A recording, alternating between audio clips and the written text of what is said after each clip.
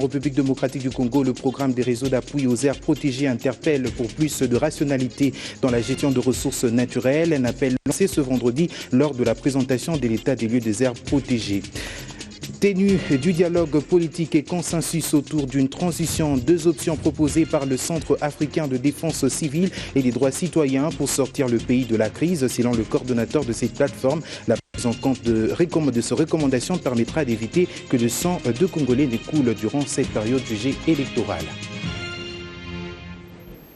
Encore une fois, bienvenue à toutes et à tous. Je vous disais tout à l'heure, le Centre africain de défense civile et des droits de citoyens se dresse en muraille pour barrer la route aux fauteurs de troubles au cours de cette année jugée électorale. Pour y arriver, il s'engage dans la sensibilisation de la classe politique en vue de trouver un consensus autour d'une transition et la tenue du dialogue politique convoqué par le chef de l'État. L'objectif étant de balayer la voie vers les élections libres, transparentes et apaisées. Patricia Ponto pour plus de détails. L'organisation des prochaines élections en République démocratique du Congo, le respect du calendrier de la CENI, des sujets qui continuent à alimenter des débats. Cette question était également évoquée ce vendredi par les membres du Centre africain de défense civile. Cette plateforme de défense et de la protection de la population civile invite la classe politique à se mettre autour d'une table en vue de mettre en place une transition consensuelle. Vu les contraintes techniques relevées par la CENI, il ne serait pas possible que les élections se tiennent dans le délai, c'est-à-dire en 2006. Parce que si nous nous référons au calendrier de la CENI, au calendrier global, il y a environ 8 scrutins qui sont prévus. Mais aujourd'hui, nous sommes déjà au mois de février. Aucun n'a été organisé. Et parce que ce ne sera pas le cas, il faut que cette population sache et comprenne que pour l'heure, ce qu'il y a lieu de faire, c'est peut-être subir les chocs là, des élections qui ne vont pas avoir lieu dans le délai, mais permettre à ce que ces élections se tiennent dans de bonnes conditions. Cette nouvelle plateforme se veut un défenseur de la population civile et promet de saisir la justice au cas où sa démarche ne sera pas respectée. La justice que nous allons tout en saisir au cas où il y a violence, il y a menace contre la population civile. Qu'on le veuille ou pas, ce que vous qualifiez de glissement là, que moi je qualifie de passement, a déjà eu lieu. Il n'y a pas moyen de faire autrement. Le Centre africain de défense civile s'engage à sensibiliser davantage la population pour que cette dernière ne se laisse pas amadouer par des discours sans fondement et qui perturbent la quiétude des Congolais. À cet effet, sachez également que l'Assemblée plénière de la CENI a procédé à l'examen ce vendredi du document relatif à l'appel d'offres internationales publiques pour l'acquisition des kits d'identification et enrôlement des électeurs, production des cartes d'électeurs, fourniture des générateurs et sources d'énergie. La CENI informe que cet appel d'offres internationales publiques sera lancé à partir du 10 février prochain. Et en santé, vous l'avez déjà certainement remarqué, la conjonctivite a réapparu dans la ville-province de Kinshasa, faisant de nombreuses victimes. Confirmant la période épidémiologique, le ministre de la Santé publique, le docteur Félix Kamangenumbi, interpelle sur toute pratique non autorisée par le corps médical au profit d'une consultation médicale et certaines mesures hygiéniques. Nous pouvons ici affirmer qu'il y a une augmentation anormale de cas de conjonctivite dans la ville de Kinshasa. Et cela se remarque tous les 2 ans. Et concernant l'épidémie actuelle de conjonctivite, vu la symptomatologie, c'est très probablement une épidémie d'origine virale. Mais la confirmation pourra nous être faite dans les jours qui suivent par l'Institut national de recherche biomédicale. Je voudrais rappeler à l'attention de tous que la conjonctivite est une maladie très contagieuse qui se contamine par simple contact ou par des objets infectés. Les surfaces infectées, les linges, ainsi que tout autre objet qui est contacté par les sécrétions oculaires. Je voudrais inviter les personnes qui font la conjonctivite à ne pas fréquenter les eaux récréatives, notamment les piscines, où se baignent plusieurs personnes, car ces sécrétions peuvent justement entraîner la contamination des personnes qui utilisent ces espaces ou ces eaux récréatives. Il faut signaler que les 4 premiers jours sont très dangereux pour la contamination et qu'il y a plusieurs signes dont nous pouvons citer quelques-uns, notamment la rougeur diffuse, le larmoiement, la sensation de grains de sable, ainsi que plusieurs autres signes qui peuvent identifier une conjonctivite. De la santé à l'environnement, l'heure est à la présentation des résultats des travaux menés sur l'état des lieux des aires protégées en République démocratique du Congo par le Fonds mondial pour la nature, des résultats qui font état d'une tendance importante de dégradation des aires protégées par l'activité humaine en RDC. C'est là après avoir abattu un travail d'Hercule sur le terrain en vue d'améliorer les prochaines étapes, une phase très déterminante qui pourra permettre d'élaborer le plan stratégique national des aires protégées. Bibi Ngoua. Les ressources naturelles de la République démocratique du Congo sont sous une menace suite à leur exploitation irrationnelle, justifiée par l'absence d'un cadre de coordination pour affectation des terres et l'insuffisance des capacités techniques et financières.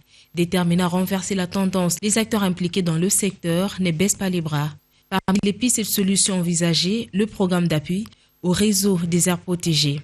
Une initiative conjointe ICCN, Fonds mondial pour la nature, gouvernement, qui a procédé à la présentation des résultats des collectes des données sur les aires protégées.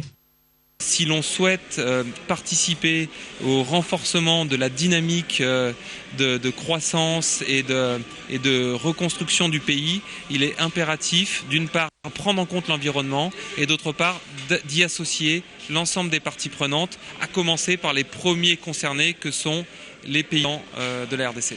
Un état des lieux des potentiels et configurations des aires protégées ainsi que leur système de gestion qui vient imposer le partenariat public-privé avec un accompagnement technique et financier pour des décisions soutenues.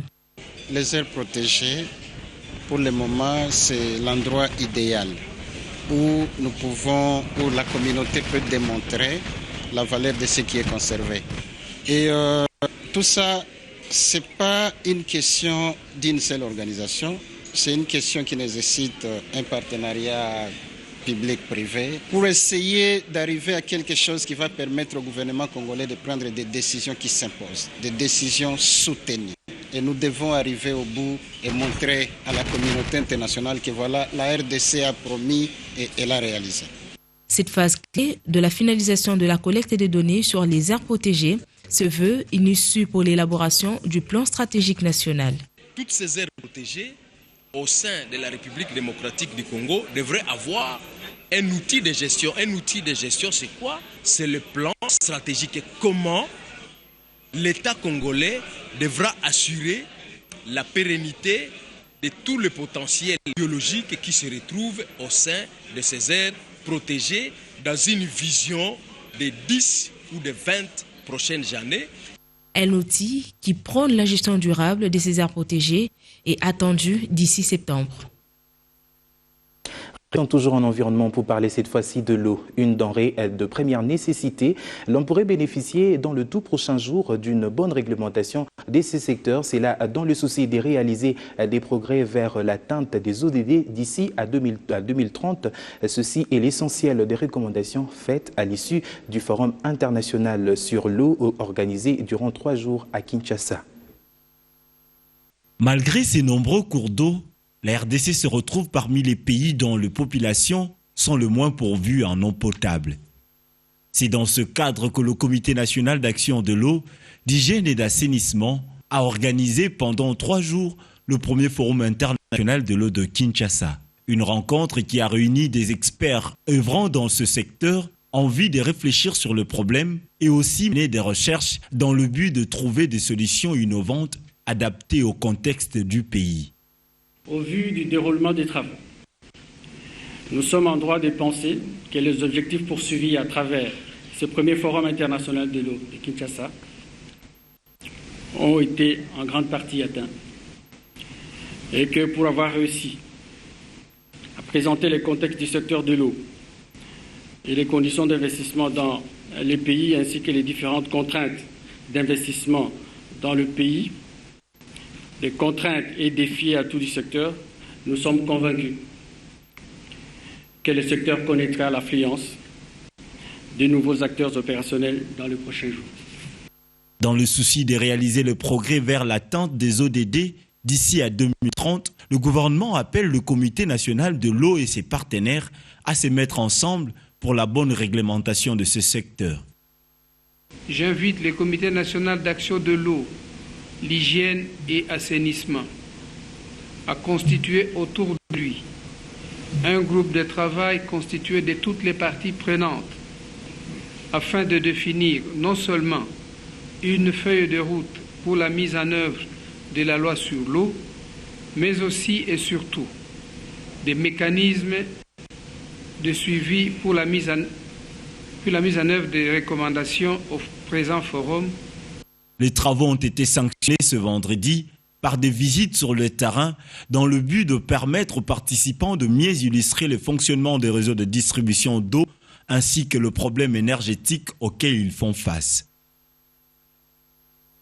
Cette denrée est par contre considérée comme l'ennemi numéro 1 de la chaussée en infrastructure. Une des victimes, l'avenue Bypass, n'a pas été épargnée des eaux des pluies abattues sur la ville-province de Kinshasa et qui ont d'ailleurs dégradé l'état de la route. Pour pallier la situation, des travaux préliminaires de modernisation ont été amorcés sous tutelle du ministère des Infrastructures et Travaux publics. Il s'agit notamment de la construction de drains, ce qui va permettre à cette avenue de passer de 2 à 4 voies.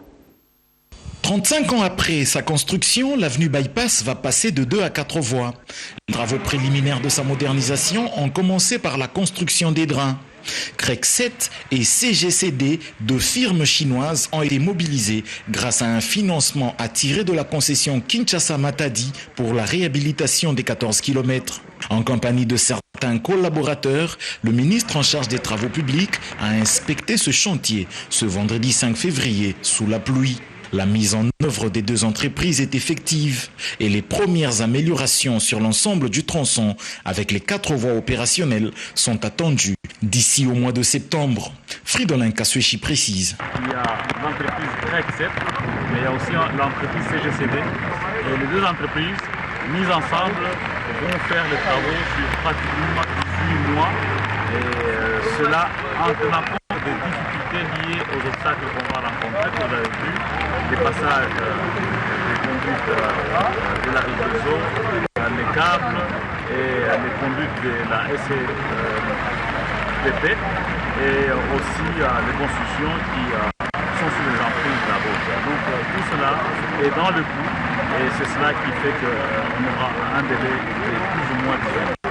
Bien avant, c'est sur l'avenue Mbentseke où la construction des drains est en cours qu'a été vu le ministre. Ici se remarque une difficulté évidente de drainage suite à un amoncellement dans les drains de certains déchets de ménage et d'autres détritus, dont des bouteilles en plastique.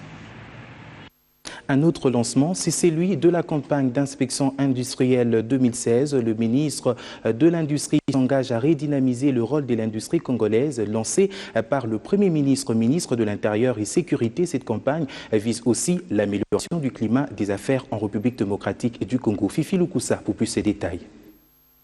La RDC opte pour des projets véritablement porteurs pour son émergence.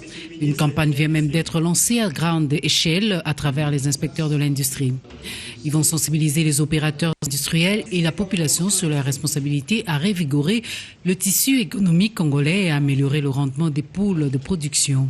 Le point de déclic est l'amélioration du climat des affaires, étape incontournable qui a permis d'être le mot-clé du go de la campagne donnée par le vice-premier ministre, ministre de l'Intérieur et Sécurité, Évariste Bochap, qui a même à cet effet remis un ordre de mission collective. Cette inspection, elle n'est pas tracassière. Il va s'agir pour les inspecteurs de voir si le fonctionnement des industries est conforme aux normes arrêtées par la République démocratique du Congo. Et ceci, c'est pour pouvoir protéger les citoyens qui sont consommateurs. Par cette campagne, le gouvernement de la République, par le biais du ministre de l'Industrie, s'engage à remettre sur les rails Les mécanismes industriels de protéger la population congolaise en général et la jeunesse en particulier contre les produits toxiques. Toutes les industries qui fonctionnent dans le noir, qui fabriquent des produits hors normes, des produits alcoolisés qui entament la santé des jeunes Congolais et qui les incitent à la délinquance à Kinshasa et partout dans le pays. Ces industries, vous les connaissez, avec des boissons qu'on appelle communément les eaux dodo et autres, elles vont être fermées. Ceci étant fait, c'est une remise à niveau de la véritable concurrence pour les industries qui, elles, respectent les règles. Le plastique, préoccupation essentielle de l'État. Les industries qui ne respectent pas les normes dans ce domaine et qui entament fortement la crédibilité environnementale de la République démocratique du Congo seront également sanctionnées. Cette campagne permettra aussi de lutter contre la problématique de la contrefaçon et la contrebande. Et en douane, les agents et cadres de la Direction générale de douane et assises viennent d'être outillés sur le système harmonisé, un des éléments fondamentaux de droit à des douanes et assises qui se présente comme étant un atout majeur dans l'exécution de leur mission. Une remise à niveau rendue possible grâce à l'Organisation mondiale de douane, nous dit Patricia Pontou. Ce sont les mots du directeur général adjoint de la DGDA qui scellent le sort de cette assise. L'atelier national sur le système harmonisé a fermé ses portes ce vendredi 5 février. Un atelier dans lequel il était question de dispenser aux agents et cadres de direction provinciale et centrale de la DGDA des enseignements sur les principes fondamentaux des recouvrements douaniers. Dans le cadre de l'exercice de sa mission fiscale, la Direction générale de douane et assises est depuis plusieurs années la principale régie financière pourvoyeuse de recettes publiques. Point de besoin de rappeler que la perception optimale du droit de douane et d'assises est tributaire de la parfaite maîtrise par les douaniers de trois éléments fondamentaux de leur recouvrement que sont la nomenclature du système harmonisé de désignation et de codification des marchandises, la valeur en douane et les règles d'origine. C'est ainsi que les participants sont sortis avec une parfaite compréhension des principes de base du classement des marchandises, notamment à travers les règles générales interprétatives de tarifs. L'atelier national sur le système harmonisé a été organisé avec le soutien de l'Organisation mondiale de douane. Tout à fait autre chose à présent. Célébration du 14e anniversaire du Fonds social de la République démocratique du Congo. Depuis 2002, cette agence d'exécution du gouvernement a fait évoluer ses actions et projets ainsi que des perspectives. Son coordonnateur a présenté ce vendredi un bilan qu'il juge plutôt positif. C'était à l'issue d'une rencontre d'échange avec la presse. C'est un bilan positif que la haute hiérarchie du Fonds social de la République démocratique du Congo a dressé ce 5 février, date d'anniversaire de cette structure. 14 ans déjà, depuis que cette structure exécute plusieurs projets financés par des bailleurs de fonds. Au total, 7 projets sont passés par les mains du Fonds social, dont 5 déjà réalisés et 2 en cours d'exécution.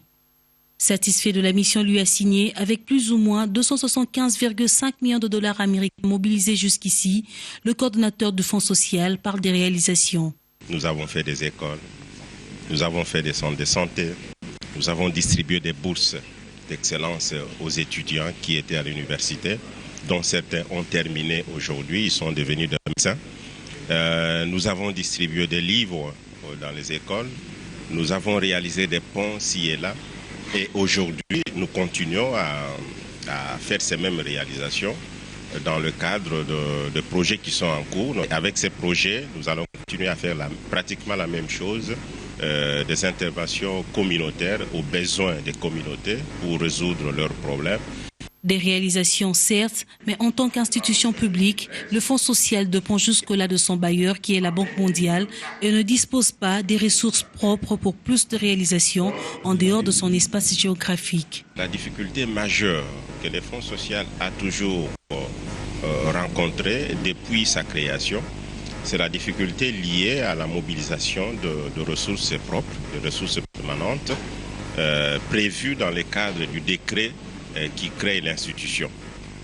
Les projets qui sont financés par les fonds sociaux sont des projets communautaires. Tout au long de la mise en œuvre du projet, nous avons fait en sorte que les communautés s'approprient leurs projets. Et la finalité de cette appropriation, c'est justement pour agir sur la pérennisation. Ils ont eu le renforcement des capacités nécessaires pour assurer la pérennisation des ouvrages que nous avons réalisés. Le coordonnateur de Fonds social encourage par ailleurs les personnels et les appelle à maintenir le cap afin de relever les nombreux défis de la mise en œuvre de 2 projets en cours, à savoir le projet pour la stabilisation de l'Est de la RDC pour la paix, ainsi que le projet d'urgence relatif à la violence sexuelle et basé sur le genre et la santé des femmes dans la région des Grands Lacs. Rentrons-nous à Goma, où l'on signale une tension entre les communautés Nandé et Hutu dans les localités des Miriki et les environs de la partie sud du territoire de Lubero, les Barazalawazé, un groupement des communautés ethniques du Nord Kivu, parle de l'instrumentalisation de ces 2 communautés par les politiciens. Interrogé, son président en appelle à l'intervention des services de sécurité pour éviter le pire dans le sud de Lubero. Tout remonte en début du mois de janvier, lorsque des présumés Hutus, sous la conduite d'un certain Savimbi, ont assassiné 18 Nandais à Miriki par machette.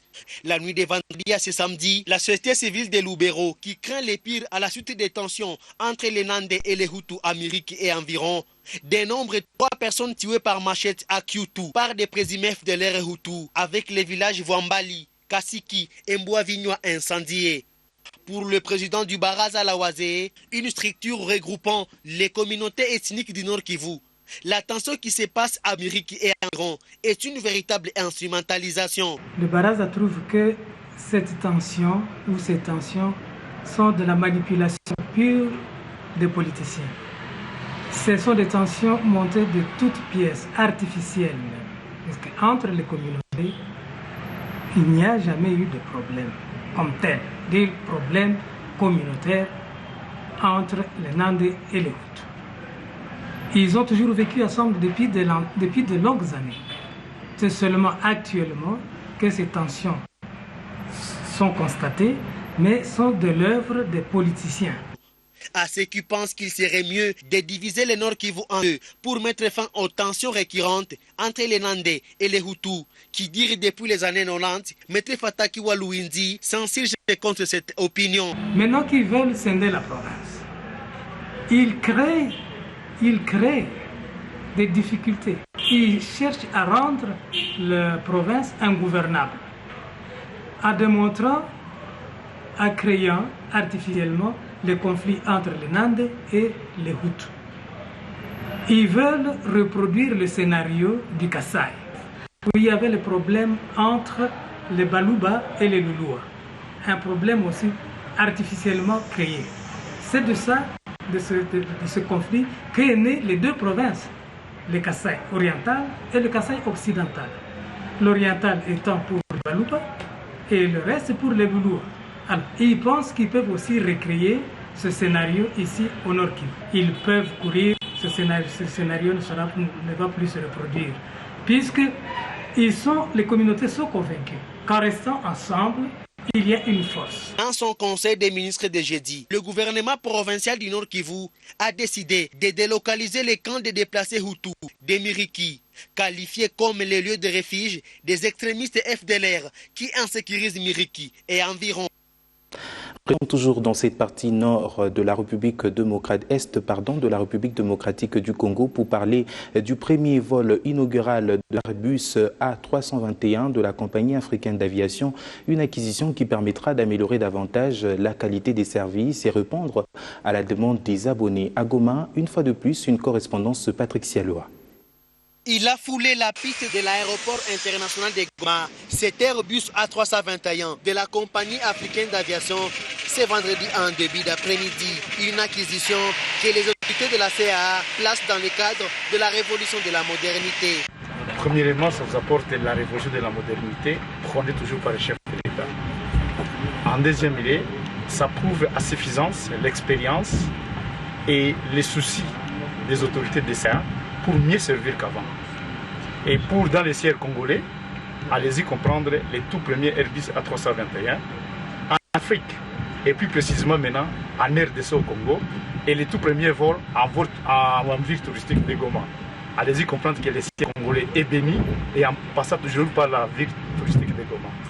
L'Airbus A321, ça a une capacité de 10 places assises. C'est-à-dire on a cherché à résoudre la demande qui est forte vis-à-vis de la CAA. En quoi la CAA, cet appareil a été acquis à l'image du Grand Congo. Cet appareil congolais, c'est le premier en Afrique centrale, un Airbus A321 que FlySA vient de doter, dont la technologie ultra... Cet engin est beaucoup plus puissant que l'A320. Et vous regardez, c'est 40% en plus de capacité qu'un Airbus A320. Avec cet Airbus A321, fini les récurrents problèmes de débarquement des passagers, se félicitent les dirigeants de cette compagnie. Actualité sportive, avant de nous quitter, samedi 6 février 2016, l'Afrique retient son souffle à la veille du coup d'envoi de la finale de la 4e édition du championnat d'Afrique des Nations à Kigali, capitale du Rwanda, où abrite cette fête du ballon rond. Les Limpios vont s'éteindre à l'issue de l'affiche RDC-Mali ce dimanche sous le coup de 17h30 heure de Kinshasa. Les Léopards de la République démocratique du Congo espèrent éditer les succès pour la 2e fois consécutive, comme c'était en 2009 en Côte d'Ivoire. Bien avant cette rencontre, la petite finale opposera le Sili national de la Guinée-Conakry aux éléphants de la Côte d'Ivoire.